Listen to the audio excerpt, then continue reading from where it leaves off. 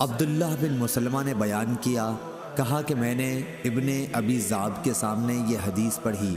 ان سے ابو سعید مقبری نے بیان کیا، ان سے ان کے باپ نے، انہوں نے ابو ہریرہ رضی اللہ عنہ سے پوچھا تو آپ نے فرمایا کہ میں نے نبی کریم صلی اللہ علیہ وسلم سے سنا تھا۔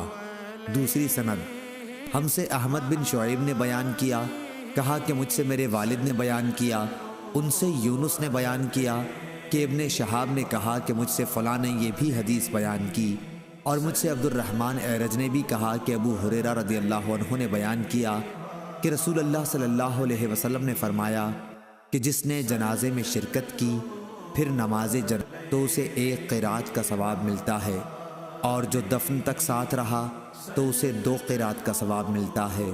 پوچھا گیا کہ 2 قرات کتنے ہوں گے؟ فرمایا کہ 2 عظیم پہاڑوں کے برابر۔ صحیح بخاری حدیث نمبر 1325۔